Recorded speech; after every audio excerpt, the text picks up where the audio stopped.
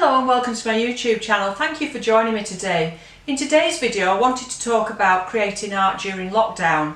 I've been talking to one or two artists, friends in different groups and things, and quite a few people have said that they've found they lack a little bit of mojo at the moment, they're lacking inspiration and feeling just a little bit flat about what they're doing. So I thought I would talk to you about what I've been doing and how I found it, and hopefully give you a few ideas of things that you might like to try yourself if you're feeling that you're not wanting to perhaps paint at the moment or draw at the moment, because really it's quite distracting, everything that's going on, and it is good if we can carry on drawing and painting, because that really does help take your mind off everything.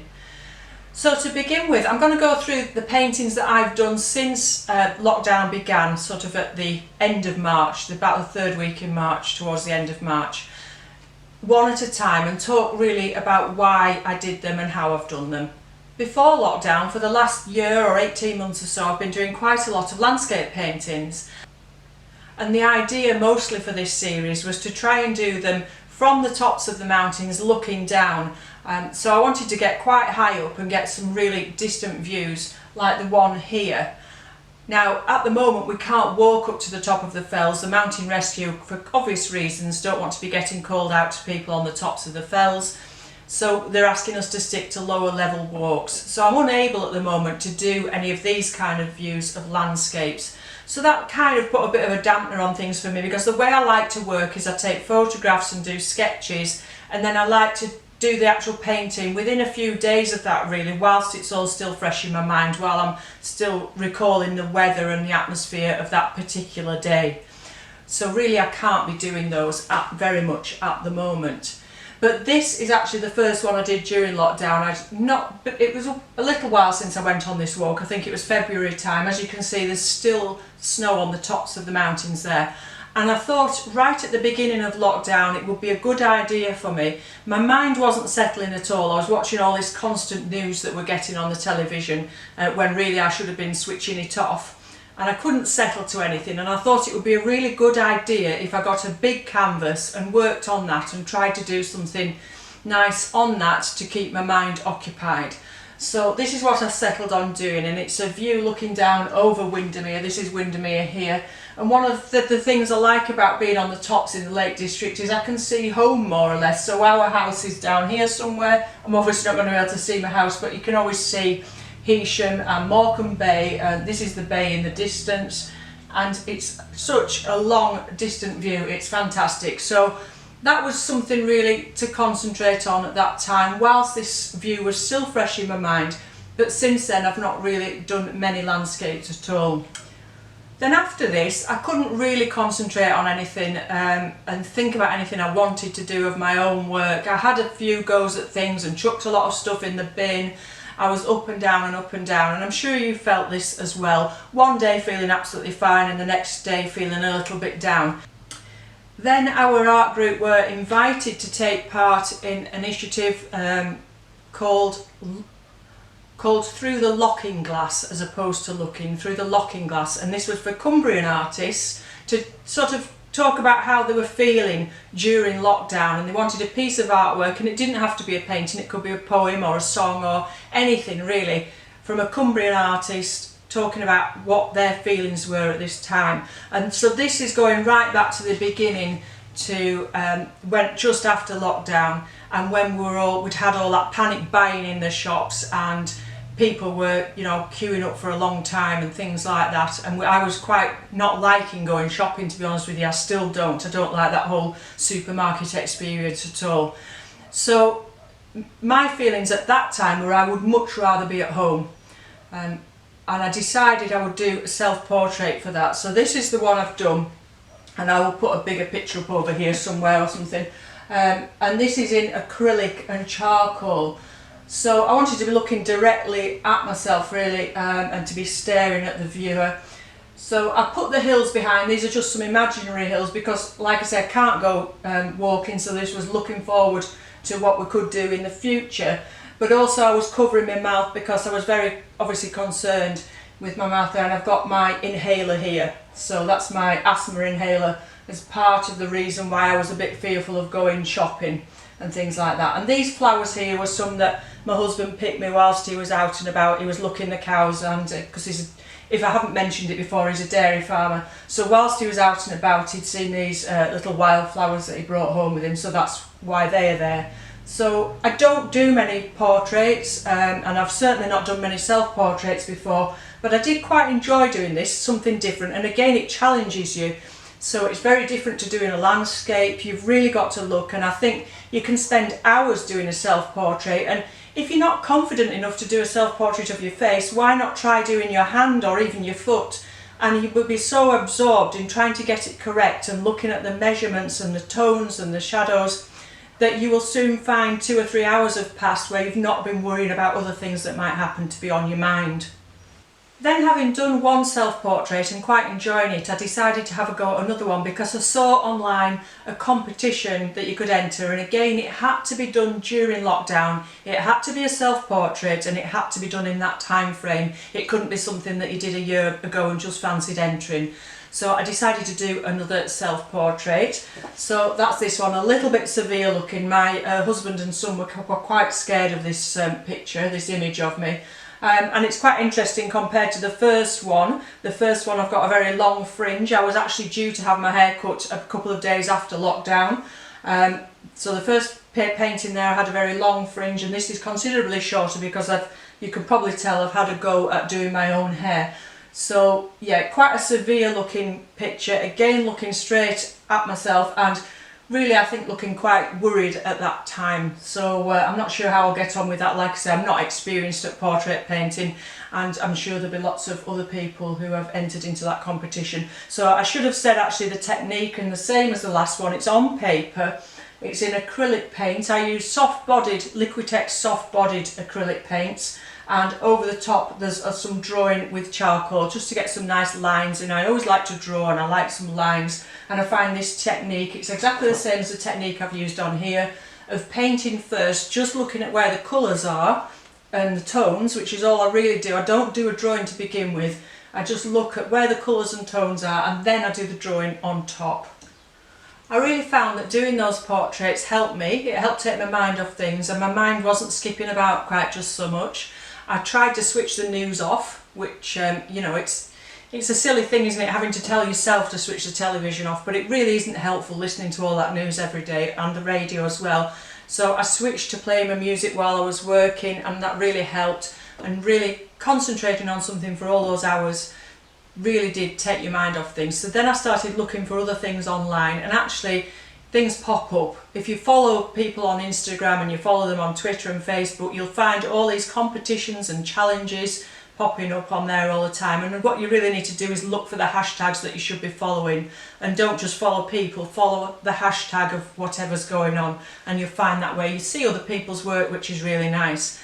And one thing that I'm sure lots of you here in the UK have been doing is watching on a Monday evening on Channel 4 Grayson Perry's art group. And I think this is absolutely fabulous, and everybody that I've talked to, all the other artists in my group that I'm in, I'm friends, they're all watching it. And I have to say, my husband is not at all interested in art. He loves visiting galleries with me, but apart from that he's not really interested at all. And he happened to be in the room when I was watching it, and he absolutely loved it. He got really into it because Grayson has just got such an easygoing manner with him, and there's such a lot of humour in it, and it's such a relaxing programme where you can really forget about everything else. So for those of you over in America and elsewhere, I'm not entirely sure if you'll be able to get this programme, but if you want to look it up, it's Grayson Perry and it's on Channel 4 on a Monday evening. So he sets challenges, and there's a theme to each week, and he sets them a fortnight before, and it's all lockdown related, and it's all about getting you into creating art during lockdown and lifting your spirits. And what I entered one quite early on, a few weeks ago, because it all goes a fortnight in advance. It's, you know, you've got to be looking and seeing what the themes are in advance to send your work in, and it was through your window. And at that time we were right just at the end of April, and here in the UK in April we had the sunniest, hottest April on record. And if this had been normal times, if we hadn't got the virus at the moment and this was just an ordinary situation, that would have been all over the news, I felt. They would have been telling us to put sun cream on, telling us about what the pollen count was every day, etc. And it was just sort of skimmed over. And it was absolutely glorious. We've just had these full month of sunshine, everything in the garden really ahead of time, all the birds and everything else really happy with the weather. So by this time I wanted to do something a little bit more optimistic and very colourful, and I did something completely out of my ordinary style, and this is what I did. I wanted to include all the things I've sort of seen throughout April. So I've got a little wren, because wrens are my favourite birds, and there's one just outside our window. The swallows came back, so then I've got pansies, bluebells, tulips and the cherry here, and the little cat, because I've got a lot of cats. And I just really wanted those bright colours, and then the inside of the house with the orchid there, which has been flowering for weeks and looks very cheerful in the kitchen. So this was ink and then watercolour. So I did the drawing first, did the ink lines, and then just coloured it all in watercolour. And actually that was a really relaxing thing to do. As I was doing it, I can understand why people get into colouring. You know, you get these adult colouring books. I could really understand that, because you can spend a long time just filling in those blocks of colours and just really relaxing and freeing your mind of anything. Apologies, my phone just went then and I've sort of lost where I was, but as I was saying, it's really nice just to fill in those blocks of colour, and it's something actually that I've done quite a bit of when I've been teaching on YouTube and on Skillshare, is do things like this where I do them in ink first and then colour them in, and it's a good way for a beginner in watercolour to start getting familiar with the paints, with handling the paints, with how much watercolour the brush holds. It's, you know, a good way to get that solid drawing down first and then just relax and enjoy the colours, and using lots of bright colours that I wouldn't perhaps normally use. The next thing that I did, and again for those of you in the UK you'll be more familiar with this than those from overseas, was the Sky Portrait Artist of the Week. So every year Sky Television hold a competition for Sky Portrait Artist of the Year, and for obvious reasons they couldn't be doing that just at the moment, so they've had something online called Sky Portrait Artist of the Week. And every Sunday morning, I think it's 10 o'clock on a Sunday morning, they go live on Facebook. One of the previous winners of Portrait Artist of the Year is the artist, and they have a famous sitter, and so you can watch the artist paint or draw the sitter and chat to them and get familiar with them over this period of a few hours, and then for the rest of that week you have time to complete your portrait, and you just upload it on Instagram. So it's a very simple system. You pop your picture on Instagram with the correct hashtag, and you can follow everybody else's, by following that hashtag you can see everybody else's portraits as well, which is great. And it's hashtag mypaotw, My Portrait Artist of the Week. So I'll pop that in the description below, that hashtag, and anything else that I chat about today hopefully pop in the description below if I remember. So these are the ones I've done so far. So that was the first one I did. Again, this is back to the soft bodied acrylics with the charcoal over the top, but on paper, and just using some really nice bright colours. And I do apologise, I've forgotten this lady's name. Again, I can put that in the description below, but this lady is an author. And then the second one I did, and this one is of photographer ranking, and I was quite happy with both of them actually. I like the colours and everything, and like I said, I'm not experienced at doing portraits, but with this one I quite liked the drawing. I think I've got his little grin that he had there. So the nice thing about that was spending Sunday listening to the artist, talk to the sitter, see how they approached it, and each artist every week has given very different tips and things, and the judges as well also give you tips on how to do your portrait paintings as well. So I found that real good fun. So those were the first two that I've done. I missed out the first couple of weeks. I think I hadn't sort of twigged onto it and it was already going. And I think they've worked quite well on paper. So again, another thing that I'm doing at the moment is trying to use up materials rather than buying more materials, because I'm just doing these little challenges for fun and things. So I'm not too worried about the materials I'm using. And this paper is some that I had given ages ago and I wasn't quite sure what it was. It didn't have a label on it, but it's nice and thick and it's like a mid-tone peachy sort of colour, and I think it's worked quite well with these, painting these on. It's been quite a tough paper, it's taken all that paint. Now lastly, and I'll have to be really careful with this one because it's very, very wet, this was my painting of Judge Rinder. You'll notice I've done the eyes very big. When he was talking, he was very expressive with his eyes, but he also had very lovely eyes. They were very round and quite, like I said, very expressive, and he moved them a lot. He was quite nervous, and I think that comes over in this. He was quite a nervous sitter. You wouldn't expect him to be somebody who was shy, but he came over quite nervy, I felt, during this sitting process. So I was quite pleased with this actually. It was in oil. Again, I've got lots of oil paints, but I don't really use them, so I thought, well, I might as well use them up. And I had this canvas that had something on it that had gone wrong and I'd painted over, so I thought I'll use the canvas up and use these oil paints that I've had kicking around for a long time. And these are the water mixable oils, and use this very strong purple colour for the background, and a lot of purple in his face actually as well. So if you want to ask me anything about any of the techniques that I've used, you can go ahead and do that in the comments below, and I'll try and get back to you as soon as I can. Like I said, this is still very, very wet, but I've now sent this off on Instagram. So, I mean, I don't expect to win anything like this because I'm not a portrait painter, but it's been really, really good practice. So if you can draw people, and if you've got somebody who'll sit still in front of you, that'd be absolutely fantastic during this time, that'd be great. Otherwise do a self-portrait, but it's good drawing practice because it really makes you look and use your eye. And I should have said, for those of you that don't know who Judge Rinder is, he's a bit like, so if you're in the US, here in the UK he's on TV, and he's the equivalent of your kind of Judge, is it Judge Judy, I think you have, something like that. So that's what he does. He's a judge, but he goes on the TV and people go along.